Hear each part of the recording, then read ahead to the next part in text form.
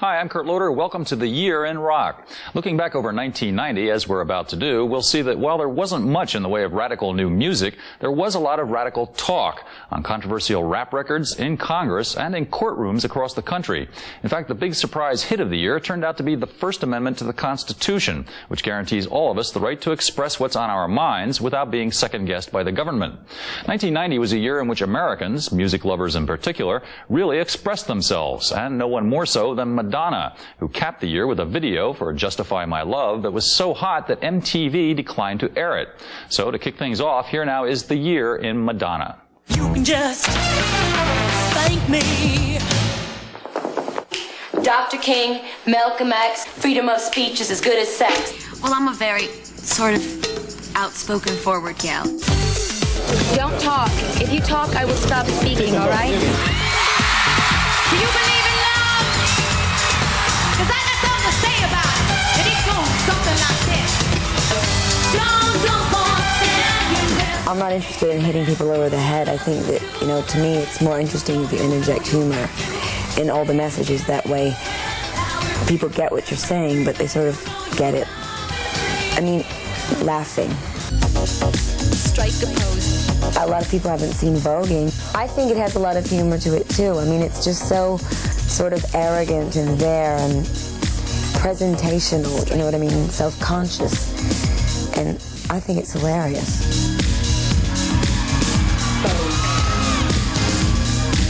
You shock people. Really? Yes, you really know how to create controversy. I saw a picture of you the other day, and one breast was hanging out. If you've got it, flaunt it, right? Look around, everywhere you turn is heartache. It's everywhere that you go. In some way she's very macho and she's very also sensual and feminine at the same time. She's sometimes like a little girl, you know. So she has all that in herself, and I think that is very representative of herself. The macho type and the very feminine and sensual part, and sexy one.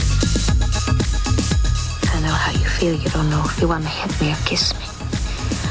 I get a lot of that. You can just spank me.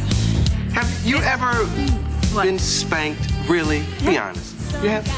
Yeah. Recently? You mean the kind you get when you're a woman? Yeah, when you were good. Definitely.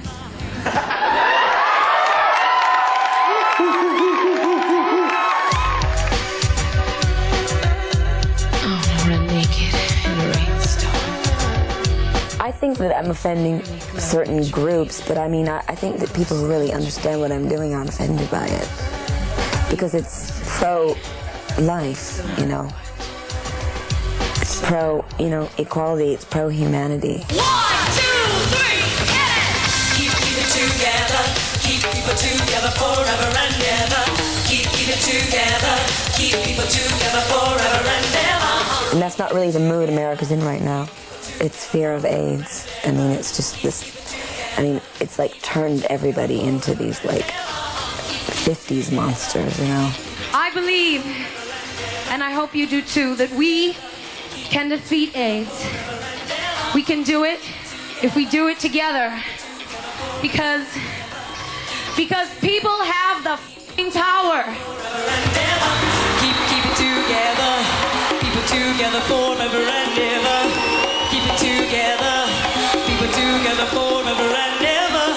I'm not militant anything, and I don't want to be pedantic. I mean, there's irony in everything that I do. I just think it's better to, you know, to have humor, that's all. A sense of humor, and not take yourself too seriously. As you saw there, Madonna was once again in the forefront of the fight against AIDS this year, and against the homophobia that's become one of the sadder side effects of this awful disease.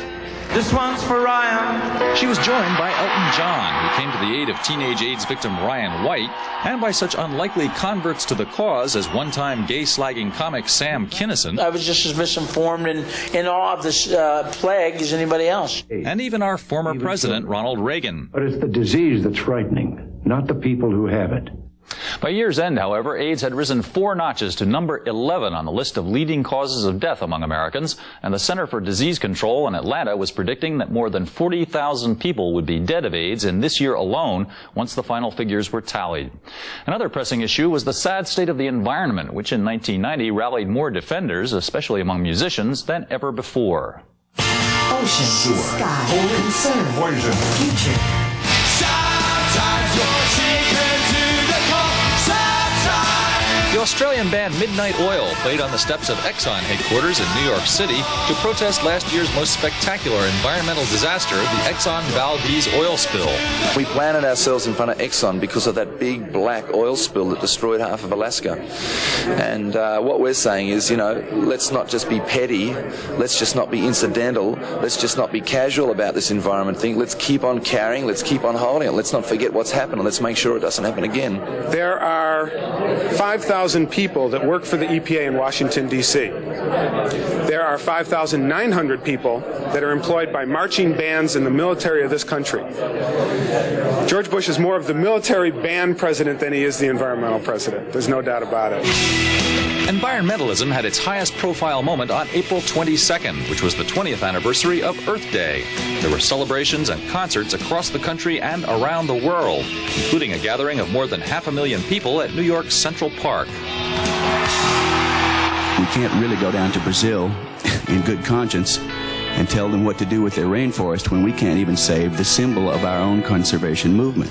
Walden Pond, where Henry David Thoreau initiated the American environmental movement 150 years ago, was being crowded by real estate development.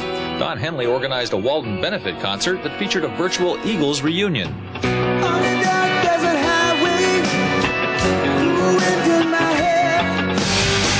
May's Farm Aid 4 was the scene of much talk about chemical farming.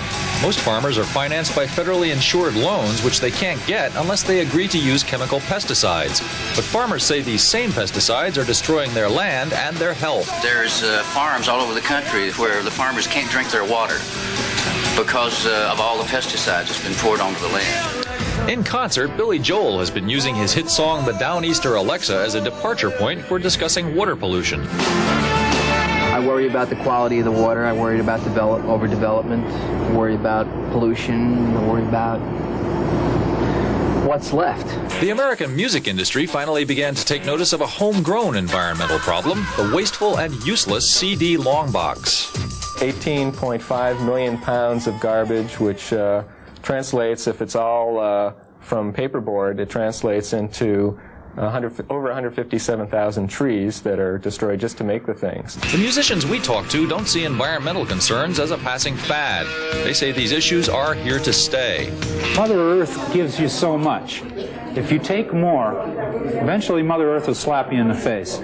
And that's what's going to happen. It's already happening. I think rather than the public burning out on the environment may well burn out on us. 2 dance pop titans were expressing themselves in new ways this year, too, but surprisingly few people were interested in what they had to say.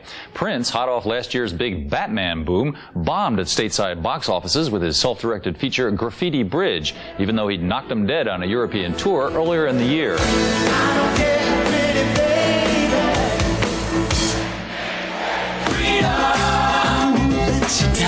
And George Michael, renowned for his danceable pop hits, went serious with a largely undanceable album called Listen Without Prejudice and a pair of videos in which he didn't even appear. This, he said, reflected his weariness with the superstar image he felt he'd become saddled with. I went for that bracket that was Madonna and Prince and Jackson. And everything around Faith was engineered towards that. And I think having succeeded to a large extent, I realized that I'd kind of aimed and I'd not exactly misfired, but I ended up in the wrong room with the wrong people. In the end, the album went platinum but never topped the charts, and the singer canceled a serious small-scale tour he had planned in favor of a more traditional blockbuster outing in 1991. But did these 2 misfires mean that people had nothing to dance to in 1990? Not at all. Here's John Norris with that story. Pump up the jam. Kid K. I've got the power. Get a life.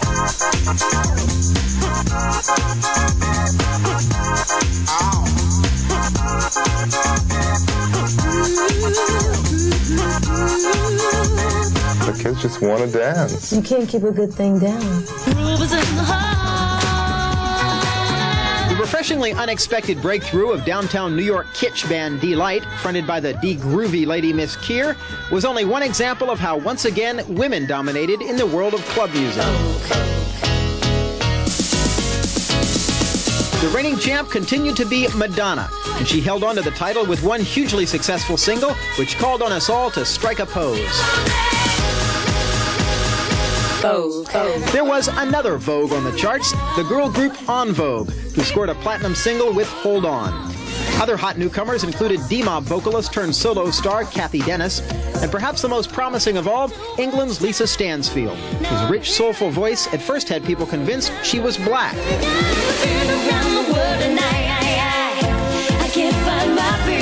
I think it's amazing now, like all the charts have sort of picked up on the music. It's just so strange for that to happen, really, I think. But while some were singing about dance and romance, others tried to incorporate more serious messages into their music. Soul to Soul's Jazzy B infused his second album with words about living a positive life, while Janet Jackson's Rhythm Nation brought an anti-drugs and racism and pro-education message to the masses. I know people who are into dance music love to listen to lyrics. But it seems like most of the dance music that's been out, it hasn't been anything like this, and that's why I wanted to do something different. The biggest wave out of Britain was the rave, a blend of neo-psychedelic indie rock and pulsating rhythms, led by groups like the Happy Mondays, In Spiral Carpets, and the Soup Dragons. I'm free to do what I want any old time. The walls between hip-hop and dance continued to fall as well, as a growing number of artists proved that it was time we all make room for some new musical labels. Our music is mentally hip-hop, smoothed out on the R&B tip, with a pop feel appeal to it. The search for new sounds can get you in trouble, though, as Vanilla Ice discovered with his unauthorized use of a musical line from Queen and David Bowie's Under Pressure for the #1 hit Ice Ice Baby. Unlike MC Hammer, who gave writing credit to Rick James and Prince when he used samples of their music, Ice initially contended he came up with his song all on his own. We sampled him from him, but it's not the same bass line. Like he goes ding ding ding diggy ding ding, ding ding ding diggy ding ding. Ding ding ding. That's the way theirs goes. Ours goes ding ding ding diggy ding ding, ding ding ding ding diggy ding ding. That little bitty change. It's not the same.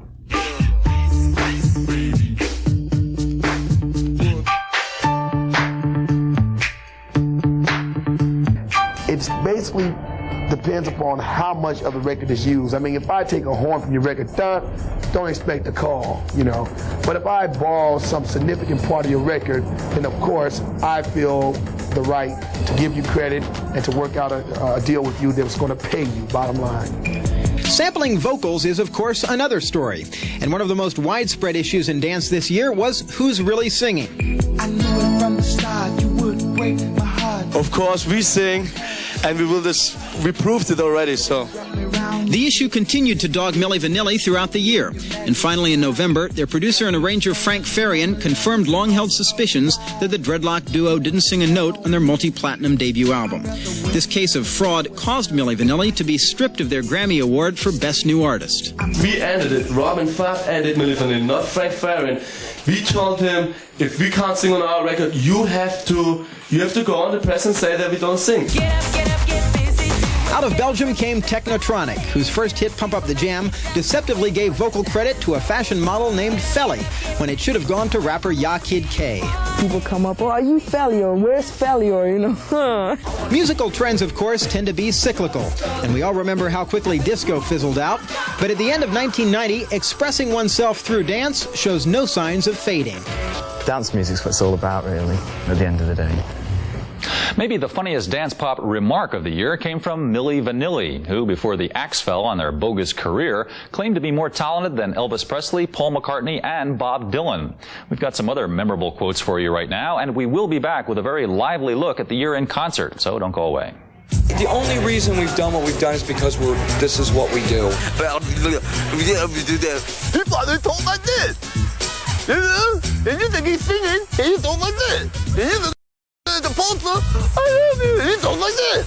Duh. Shut up. We're doing an interview. That's a stupid-ass question. Oh, chill out. The left side is not quite as ripe. It's like a good cheese. I like girls with mustaches, though. Boy! Kill the politicians. That'll be a start. You know, it's lonely at the top, but it's a lot lonelier at the bottom. You guys know you're great singers. You know you have lipstick on your tooth. Fix it. Okay. Well, some of the songs will remain the same. Turn the camera off. We eating in here. Go ahead and have some of that chicken right there. I know that's right. Wow.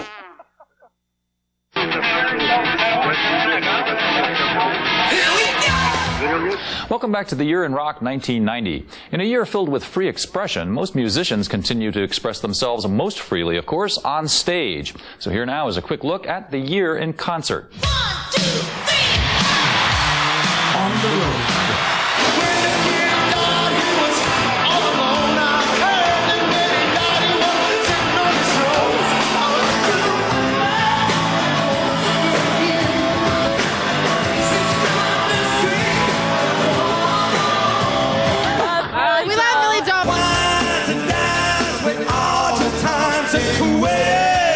Billy Joel and just about every other performer who took the stage, looking out at all those screaming fans still makes them, well, nervous. I'll probably be nervous right before I go on. I'll get dry mouth. You know? I always think I'm going to forget everything. I always get that nightmare that I go on stage and I haven't learnt a word and I'm just stuck out there and all this music's playing and I've got no ideas. What did I write? I can't remember a word in it. You got your mother in a world. She's not sure you're a boy or girl. There was an unusually large number of acts competing for concert dollars this year, and many bands that may have expected sold-out shows didn't get them. But fans did turn out in droves for the acts they loved. They're the best. There's no one that's better than Depeche Mode. Reach out and touch me.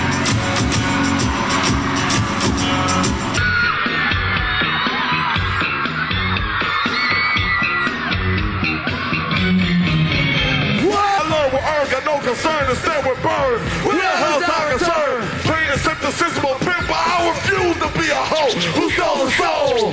Soul! Come on! Soul! Motley Crue brought its Dr. Feelgood show to arenas across the country. I just go out and just kick the most amount of ass I can kick on my drums and as a band as a whole, and then we split. Billy Idol crawled back onto the boards to tour the U.S. and Europe after recovering from a near-fatal motorcycle accident. I was in a lot of pain for the first 2 weeks, but that's virtually over now, so there's nothing stopping me now. Paul McCartney mixed new material with vintage oldies, as did the Rolling Stones, who wound up their world tour in Europe. And in smaller venues, bands like Midnight Oil continued the trend of mixing social causes with their music.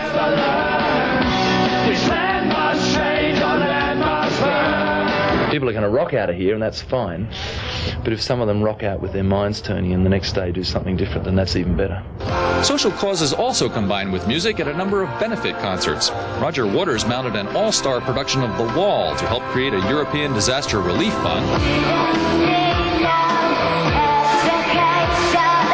Bruce Springsteen joined Jackson Browne and Bonnie Raitt for his first concert appearance in 2 years to raise money for the Christic Institute's legal battle with the U.S. government. And Nebworth, England was the site of an all-star benefit featuring the rest of Pink Floyd, as well as Elton John, Eric Clapton, and Robert Plant with his ex-Zeppelin mate Jimmy Page, all of whom played for the Nordhoff Robbins Music Therapy Foundation.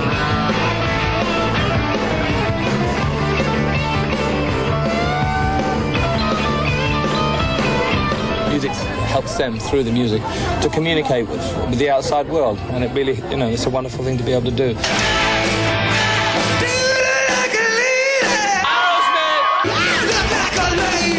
Aerosmith continued its Pump Tour into 1990, even playing a party at New York's Hard Rock Cafe during what was supposed to be a 2-week break. Attendees were treated to a 45-minute blues jam. Jamming, however, was the last thing on the minds of an increasing number of acts who lip-synced their shows or employed pre-recorded backup tracks in 1990. Some observers see this trend as a fraud, but others figure it's just giving the 90s audience what it wants. If you entertain the crowd, that's what they came to see. We can't deny the importance of choreography and visuals in the last 10 years. Kids find it equally important as music. That maybe is a little bit sad, but that's the fact.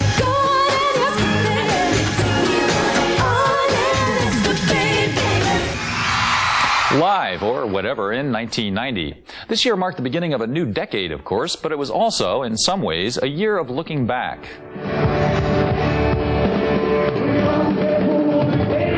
In January, The Who, The Kinks, and Simon & Garfunkel were inducted into the Rock and Roll Hall of Fame. In June, the legendary Velvet Underground reunited for one song at an Andy Warhol tribute outside of Paris. And in September, the 20th anniversary of the death of Jimi Hendrix was observed, with the release of new books, records, and rare archival footage of the great guitarist in action. Another posthumous milestone was the 50th birthday of the late John Lennon, which was celebrated in October with a worldwide broadcast of his song, Imagine. However, a memorial concert in Liverpool last May, arranged by Lennon's widow, Yoko Ono, was sparsely attended and drew an unflattering review from Lennon's old partner, Paul McCartney. My feeling about it was that John wouldn't have enjoyed it. But I think there were one or two on that bill that he might have not. He might have thrown up over. The Beatles did finally resolve the long-running lawsuits among themselves this year, and a number of other stars spent time in court too. Here's a quick look at some of them, and we'll be right back with the year in rap and metal, so do stay with us.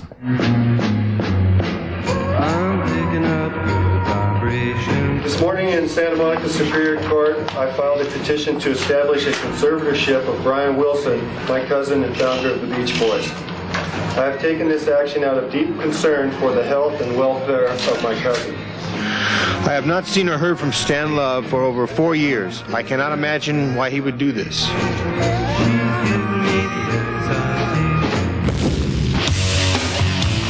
Hi, we're Living Color. The band. Stereotype.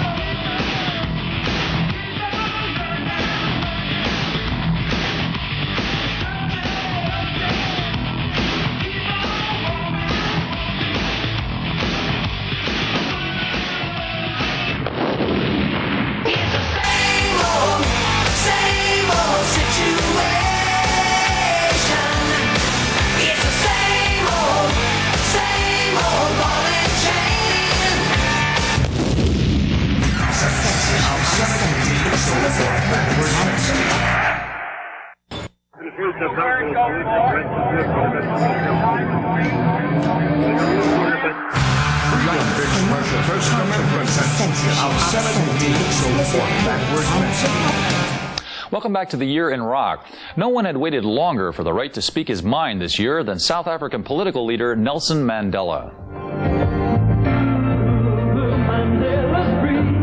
After nearly 3 decades in a white prison, Mandela was finally free to tour the world and to take in a celebratory concert in his honor at Wembley Stadium outside of London.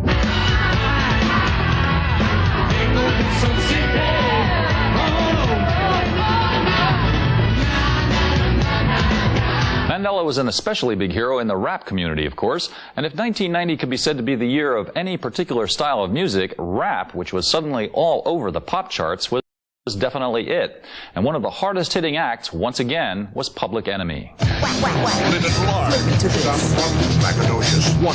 or alive. You're not going to get more hipper than rap. I don't care what you do. Drop it!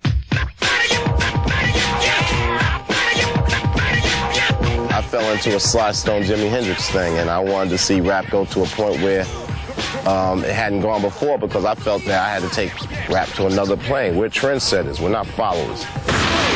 So-called gangster rap, with its vivid depictions of street violence, misogyny, and drug use, went gold and platinum in 1990. Critics deplored the violence, but rappers defended their freedom of expression. We're like, news reporters.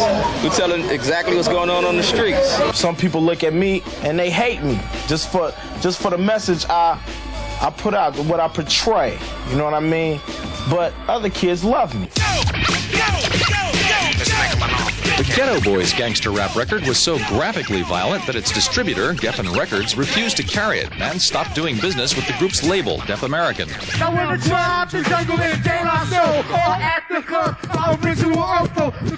Afrocentric school of rap also flourished this year, especially a group of rappers known as the Native Tongues. We want the world to unite, so we set an example by showing that we have a family structure within the Native Tongues. There can be a family structure within the planet Earth. Act yourself with someone else and make sure yourself ain't by yourself. Cause I'm a product of the environment. There were all sorts of intriguing rap hybrids this year. The white street rap of Third Base. With Psycho. The Samoan rap band called the Booyah Tribe. And, of course, rap comedy. I tried to make rap records, but no matter what I did, everybody thought it was funny. 1990 also brought the first Saturday morning rap TV show, a hit rap movie, and a Rap Stars primetime network comedy series. Hey, what's up, Jay?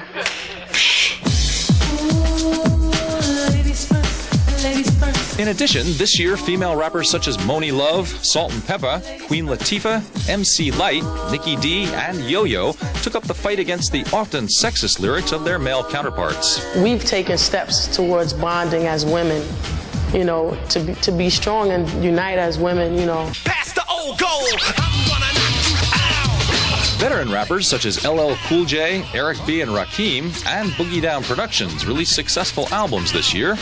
And after a prolonged absence, rap's first major stars, Run DMC, also returned. First we raised hell. Before that we was the Kings of Rock. You know what I'm saying? Then we became Run DMC, so now we're back from hell. Gang violence needs to be wiped out. Finally, there was the hip-hop event of the year, a massive gathering of California rappers known as the West Coast Rap All-Stars, who united to help stop gang violence with their music.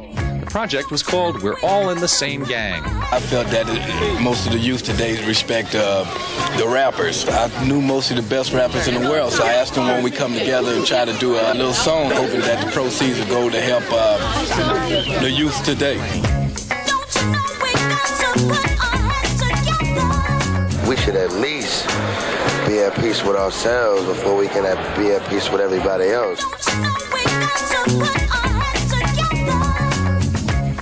Rap music, with its big beat and outspoken attitudes, drew more and more non-black fans this year. Among them, as it turned out, Guns N' Roses frontman Axl Rose, who told us he loves Public Enemy. Although the Guns themselves were unable to complete a new album this year, Rose was very much in the news anyway. First of all, Rose got married to rock legend Don Everly's daughter.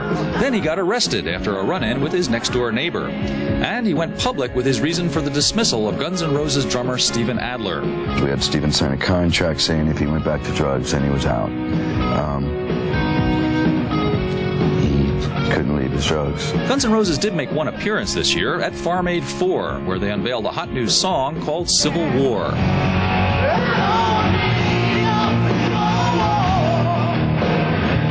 If Guns N' Roses maintained a relatively low profile, an army of other hard rock and metal acts was everywhere in evidence, as you're about to see.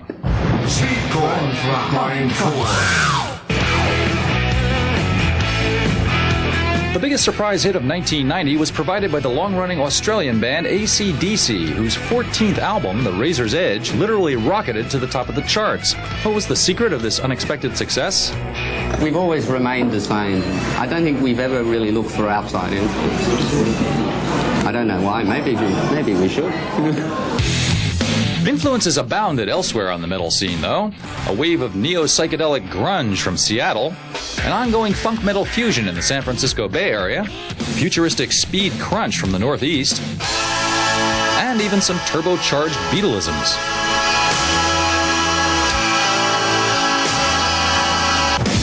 If metal was unusually big this year, it was also a big target. At one point, New York's publicity-loving John Cardinal O'Connor claimed that metal acts such as Ozzy Osbourne actually promoted Satanism.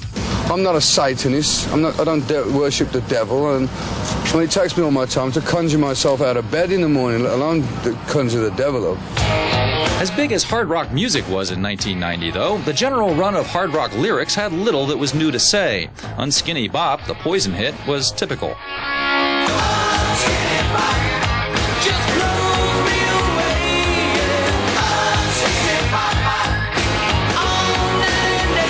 The story came from a situation with Cece. I walked in on him and these two girls having a rather interesting early rehearsal, and but that's what the song, and the rest of it I leave for the imagination. Equally mired in the same old sexual fantasies was Warrant.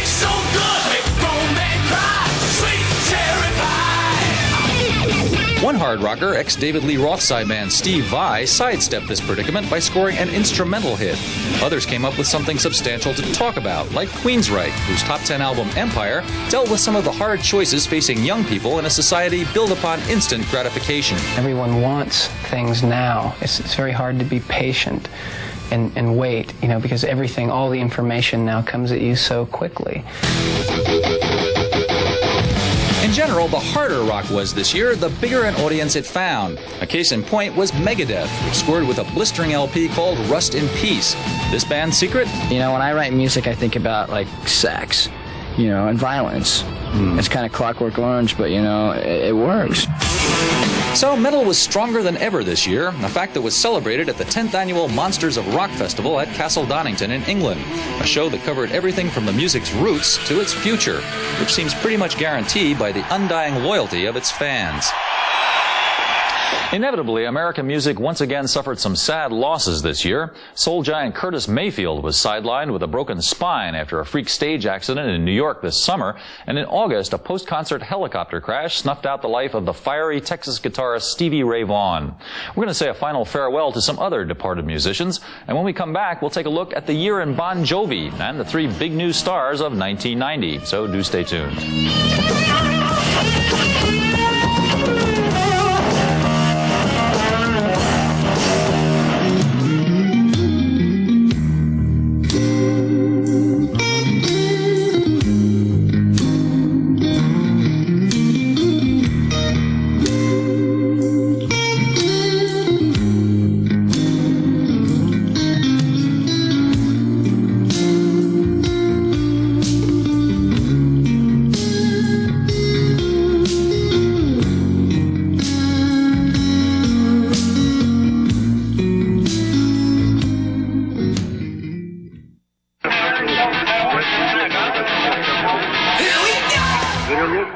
Welcome back to the Year in Rock. As we noted at the top of the show, while 1990 was a big year for freedom of expression, there wasn't a whole lot in the way of startling new music.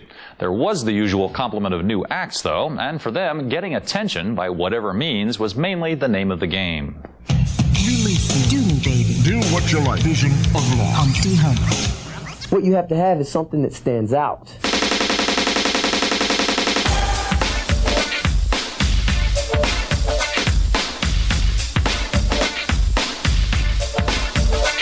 Thanks. Thank you very, very much. I really appreciate it. Singer-songwriter Michael Penn happened to be the brother of actor Sean Penn, and he wasn't the only member of the class of '90 to have a well-known relative. Here she comes. The Nelson twins were the sons of 50s teen idol Ricky Nelson, and Wilson Phillips was a combination of China Phillips, whose parents are Michelle and John Phillips of the 60s pop group The Mamas and the Papas, and Carney and Wendy Wilson, whose father is Beach Boy Brian Wilson. I love the harmonies in the Beach Boys, and we inherited the love of harmony. You know, that's what our group is about. That's our sound.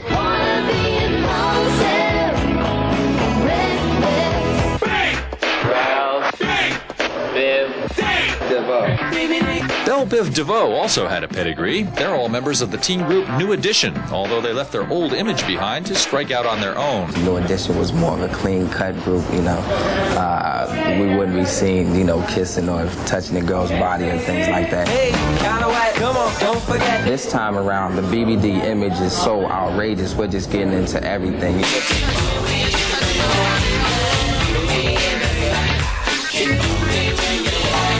Faith No More is another band with a history of its own, too. They've been around for 8 years before a revamped lineup finally struck platinum with an album called The Real Thing.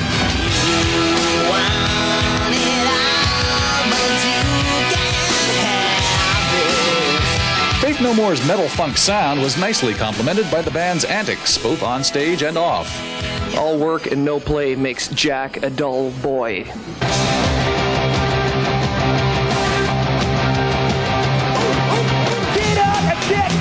Get down, 911 is a joke in your town. Boom, boom. Oh, the right stuff. We can't hold on. That's nice. We appreciate all the support. Yeah, we Thanks, dig guys. Can I borrow 20 bucks? Also big this year were singer Mariah Carey, who soared up the pop charts on the crest of a mighty promotional push. Slaughter, a band that hit big with a pop metal sound.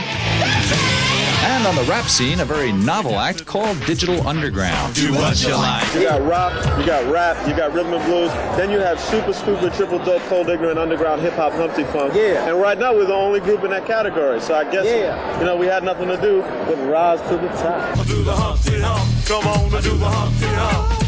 Check me out, y'all. Do the Humpty Hump. Just watch me do the Humpty Hump.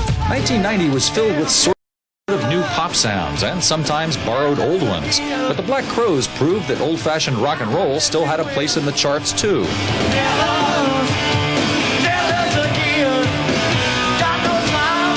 I thought it'd be this uphill battle, us trying to kick rock and roll again, and so far people have like opened the door, and it's been like we're expecting the fight, and we walk in and people are handing us, you know, deli trays and stuff, so it's great. There was a new solo act topping the charts this year too. It was John Bon Jovi. The veteran frontman put Bon Jovi the band on hold to take a bit part in the post-Brat Pack Western Young Guns 2, and then struck gold with his solo semi-soundtrack album for the film and its resounding hit single.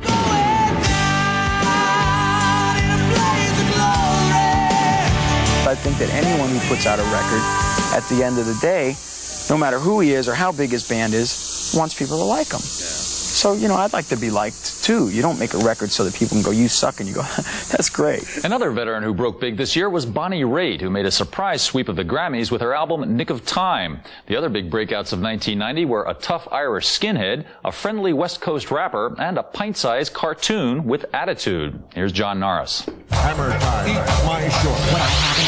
You can't touch this.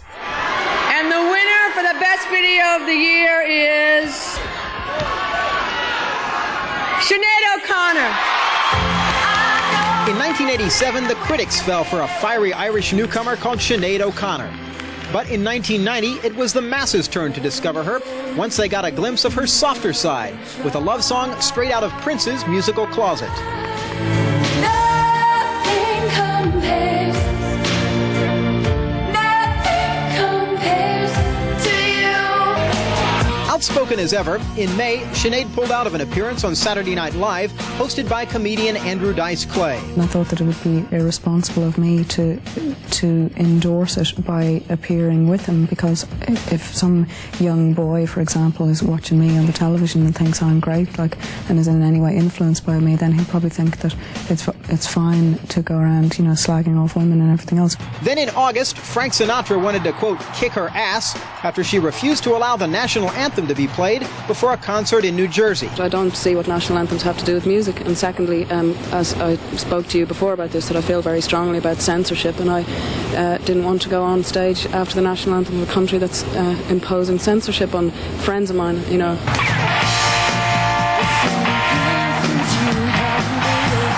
October found her in Chile for an Amnesty International concert.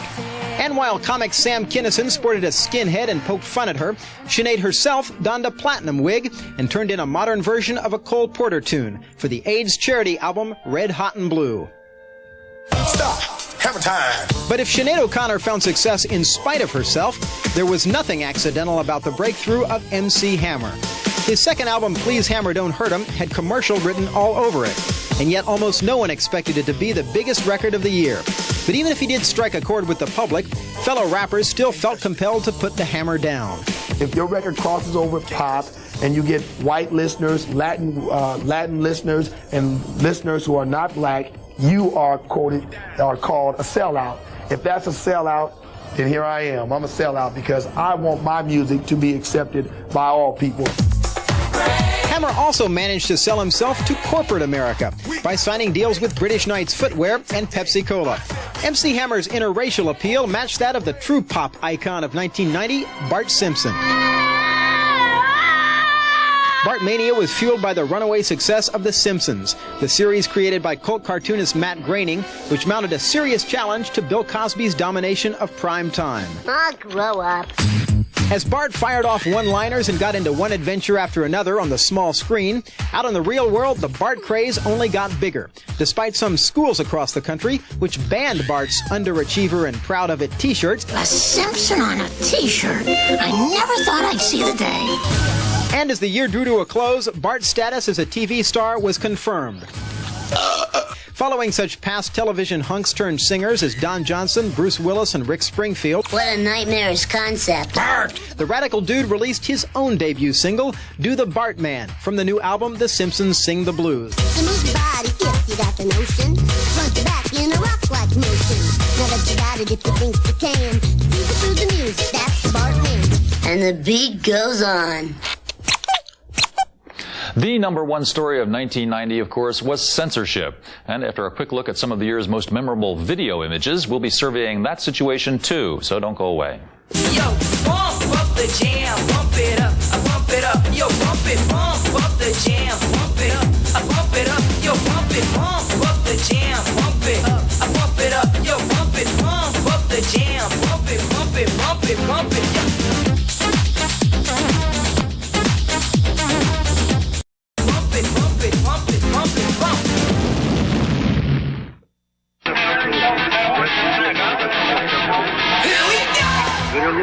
Welcome back to the Year in Rock. 1990 was a year in which freedom spread like a long, smoldering brush fire across Eastern Europe. Back here at home, though, one of our most important freedoms, the freedom of speech, was under attack by both conservatives and liberals, and musicians got hit by much of the flack. True Live Crew. Subliminal messages. Parental advisory. If it's going to happen to records, well, why don't it happen to everything else? I mean, who decides what's obscene? If you don't like it, don't buy it. Obscenity, if you put a label on it, is still obscenity. The First Amendment to the Constitution is very clear about freedom of speech, and yet somebody, somewhere, is always trying to carve out an exception to outlaw words or images or actions that they don't like.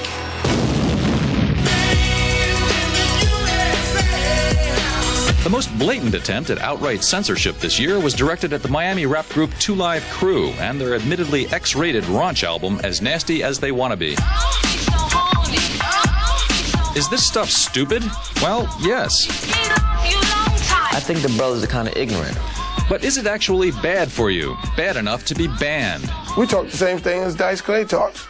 We talk the same thing that Murphy talked. You know, it's just hooked up to a rap beat. No one has ever produced as sexually explicit an album in the history of the world, and no one, in my opinion, has ever produced an obscene record album, ever, except for this one album by one rap group out of my hometown, Miami, Florida, and that's why I've gone after him. Jack Thompson, a born-again Florida lawyer and moral crusader, mounted a faxing campaign to police and prosecutors, urging a crackdown on 2 Live Crew. The immediate effect of this was to help 2 Live Crew sell lots and lots of dirty records. They walked out of that small town in Florida and went, Thank you, Jesus. This controversy has elevated to them to this huge, huge status, and the bottom line is they're probably one of the weakest rap bands ever in the history of rap music. Then in June, a local federal judge ruled that the Two Live Crew album was obscene. 2 days later, record store owner Charles Freeman was arrested for selling it, and 2 days after that, the group itself was busted for performing songs from it at an adults-only nightclub. Suddenly, the censors seemed to be winning. We got them. We got them real good. Who would ever think that here in the United States of America, we will be telling grown people what they can purchase and what they can't purchase? When the obscenity case against Two Live Crew finally came to court, though, a mostly white jury laughed it right back out again. We, the jury, find as follows. As to the defendant, Luther Campbell, the defendant is not guilty. That wasn't the end of the new censorship hysteria, though. Jesse Helms led a charge against the National Endowment for the Arts for its support of sexually explicit art. A couple of local authorities tried to crack down on a Jane's Addiction album cover, but were quickly beaten back. And liberals even got into the act, instituting restrictions against racially and sexually sensitive speech on college campuses. And, of course, a pair of Midwestern evangelists called the Peters Brothers were still on the job, burning what seemed like every rock record they could lay their hands on. Uriah Heep, this is their album entitled Demons and Wizards. We'll be burning that tonight. Parental guidance, explicit lyrics. At its peak, the anti-rock frenzy created a clamor in at least 20 states for record stickering laws, but these proposals withered away when the music industry obligingly agreed to start stickering records on its own, a concept that not all musicians found objectionable. I don't see anything wrong with putting a sticker on there that says this record contains extremely profane lyrics. I don't think that that is a crime.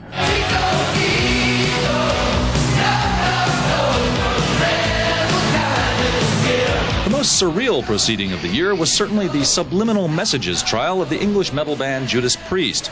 The charge, burying the mysterious phrase "do it" in the mix of an album and thereby driving two very troubled high school dropouts to suicide. I think the real obscenity is that these two kids' deaths are being used to raise a lot of cash. In the end, common sense and Judas Priest prevailed. We knew the verdict couldn't be anything else. I mean, there are no subliminal messages on the album. The whole thing was farcical. I mean, it should never have got to court.